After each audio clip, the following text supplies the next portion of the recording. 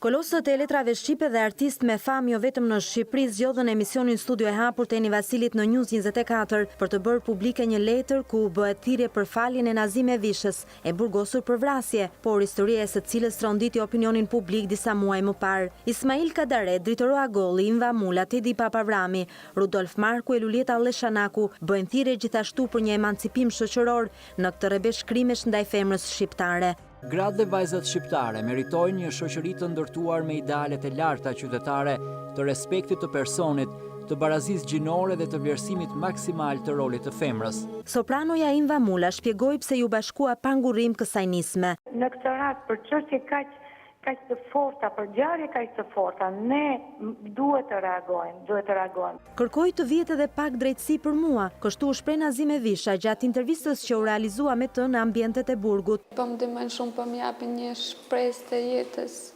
sikur më duket që kur akoma nuk paska vdekur. Një shpresë për mua sikur e paskem. Po them që i falenderoj shumë me zemër dhe me shpirt. Mesila Doda në një ndërhyrje përgjatë emisionit tha se gratë deputete do të asistojnë juridikisht raste si ai Nazime Vishës. Ne jemi një shoqëri që nuk i duam gratë, ne jemi një shoqëri që i gjykojmë gratë, ne jemi një shoqëri që i gjykojmë rënd gratë.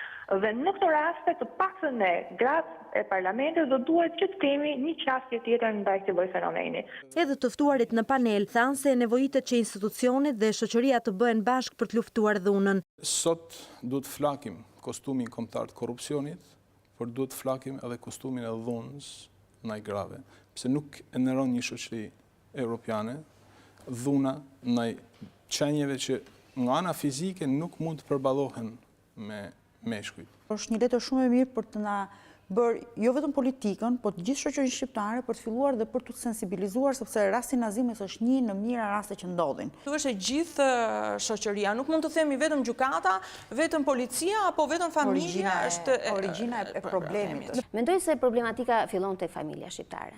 Dhe nëse do të fillojmë të trajtojmë çështjet që aty, atëherë mendoj se duke gjetur shkakun dhe duke trajtuar gjenezën e problematikës, atëherë mendoj se edhe do të ketë më pak raste si ajo e Nazimes. Pjesë e debatit në studio ishin dhe statistikat që vinë nga gjykatat për rastet e dhunës në familje dhe vrasjeve që vitet e fundit janë rritur ndjeshëm.